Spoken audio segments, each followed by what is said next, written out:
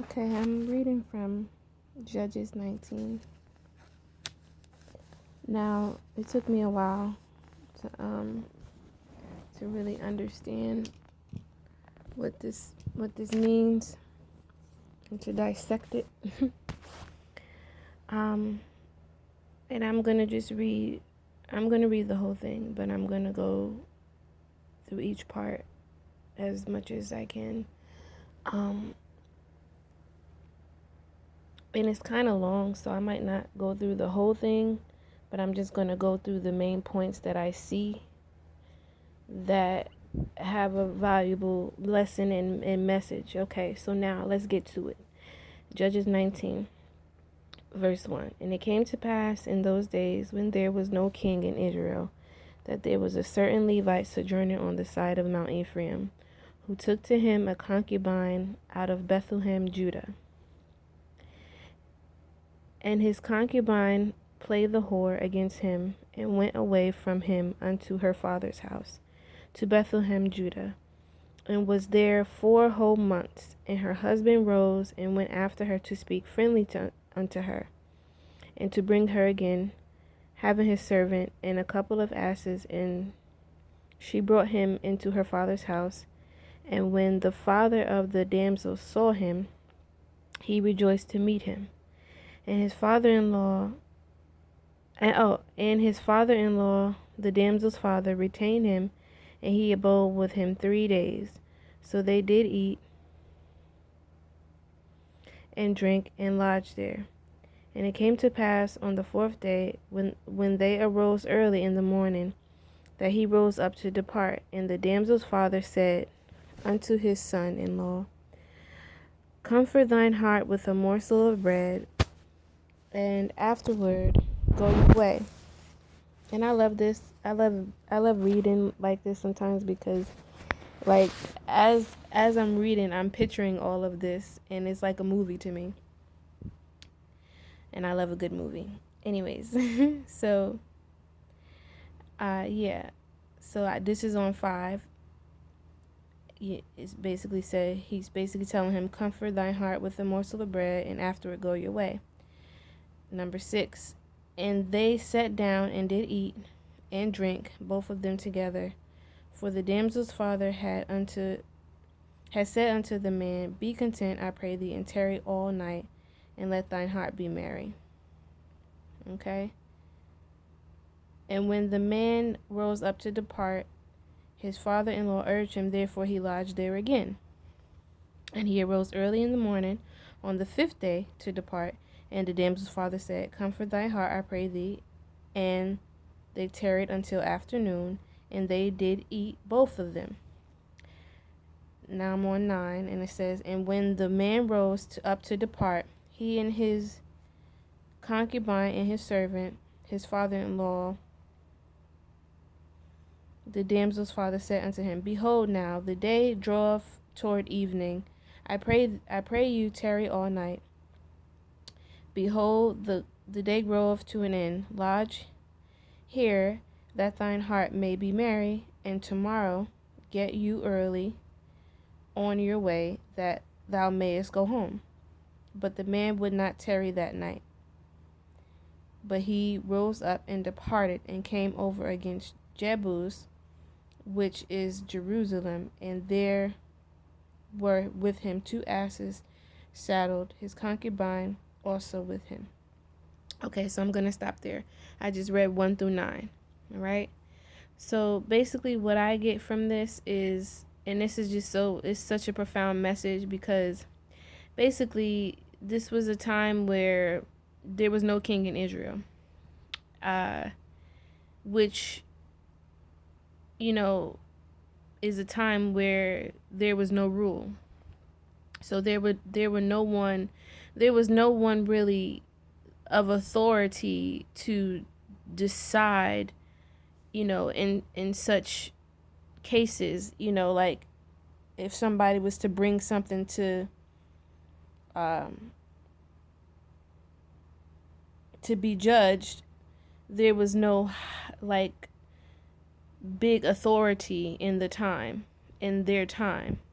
So a lot of things were going on that wasn't the best and wasn't supposed to be going on, and most likely was against what God wanted, and they didn't really have anyone to answer to. So a lot of things were going on that and I don't want to assume, but I just, based off of what I read, I just feel like, I just believe that there, being that there wasn't any rule, a king in Israel, and they put that in there for a reason. There was no one to judge right from wrong in the way that a king would judge, or the way that an authority with knowledge and wisdom would be able to judge. So anyway, moving along. So the Levite, basically Levite is of a priestly tribe. They had certain things that they did in the temple. And in one I remember in one part of the Bible it talked about how when all of the people were given stuff from, as far as inheritances, they weren't given an inheritance because they were told that God was their inheritance. So they weren't given a house, they weren't given certain things because they were told that God is their inheritance. So, and they had certain, things in the church, like certain responsibilities and things like that. I read up that they, were, mostly over the singing the psalms and things like that, and they had other duties and stuff too. But basically, they were, they assisted the priest, they assisted, in the temple and things like that. So now, anyway, basically, this Levite was sojourning. He was on the go, traveling from place to place, I'm guessing. And in this time, he decided to take him a concubine out of Bethlehem, Judah. Now, Ephraim means fertile. He was sojourning on the side of Mount Ephraim, the fertile land. Bethlehem, Judah. Bethlehem means Judah means praise. Bethlehem means what does it mean? And I'm not trying to get into the particulars, but I just like to write certain definitions down because to me they have meaning. The names of these places have meaning when it comes to reference of the scriptures. So Bethlehem means house of bread. Judah means thanksgiving, praise. Okay. So he was on the side. He was on the fertile plain, and he took him a wife from the house of bread, the house of praise. And his concubine played the whore. Now, when I first read this, before I read up on some other things, I just took it as she committed adultery. She was being a whore, an adulteress. But as I read on, and then as I read other commentaries about this, in the context, to me, it means that she was unfaithful to him, but it doesn't necessarily mean that she committed adultery. So it could have been that maybe she wasn't receiving the treatment that she wanted or deserved. So she just went to go do her own thing and wasn't faithful over her wifely concubine duties. So in here it says she played the whore, but it doesn't mean that she necessarily committed adultery. She could have just been unfaithful in some sort of way, which when I read on, it makes sense why she left this type of person. So anyways, so she left him basically, and she went unto her father's house. And now, before, you know, before we get to the rest of the story, this makes me believe even more that there was a real reason behind why she did this, why she was unfaithful, and why she went to her father's house. She, when someone leaves a person, a man, a relationship, and they go unto their family, they go unto their mom and dad, that was the last place that they came from, basically. As the word says, a man shall leave his father and mother and cling unto his wife. Also, a woman leaves her father and mother and clings unto her husband. It's the same thing. So I guess she wasn't happy there. Things wasn't going the way she expected, or and she wasn't being treated right, maybe. And so she went back to the last place that she came from. So, and mind you, she's a concubine, so she's second to the wife. I don't really know, they don't really say much about the wife, but basically a concubine is second to the wife because they're used just in case the wife is barren, and they want to have a heir. So anyways, yeah, so she went to her father's house in Bethlehem, Judah, praise. So she went back to praise. She went back to the house of bread and praise, because I'm guessing when she was dwelling with this young lad,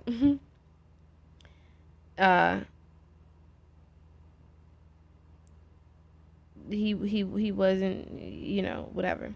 But anyways, so now her husband arose, the Levite, basically. He arose and he went after her to speak friendly to her and to bring her again, having his servant with him and a couple of asses.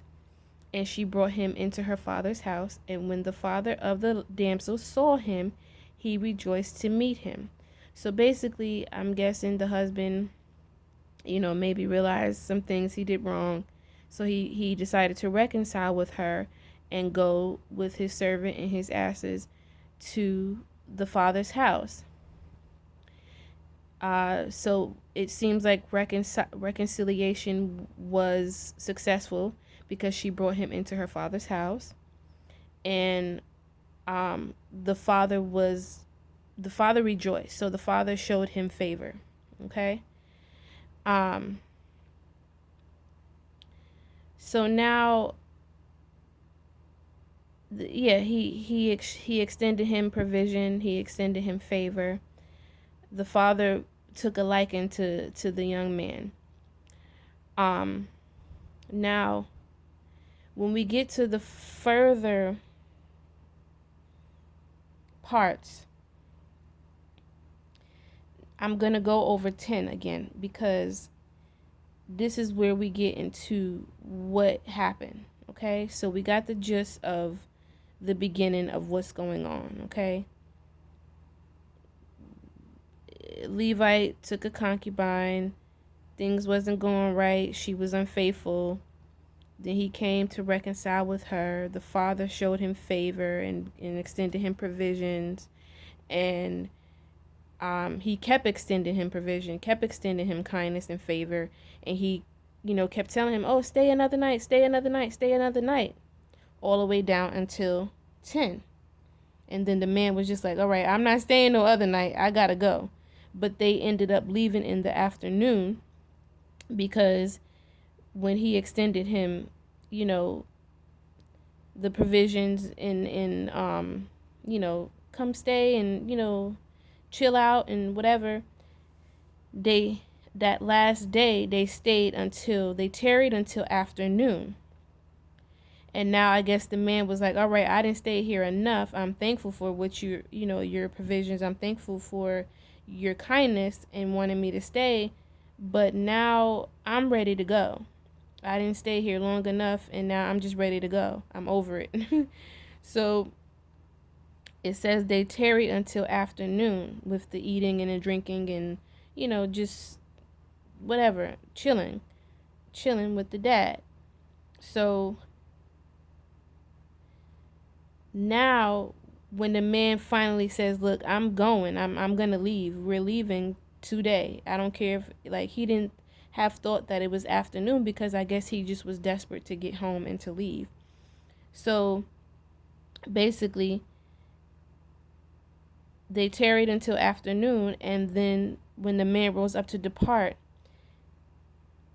the father-in-law said unto him, behold, now the day draweth toward evening. This is in 19:9. And his servant, and the father said unto him, behold, now the day draweth toward evening. I pray you tarry all night. Behold, the day groweth to an end.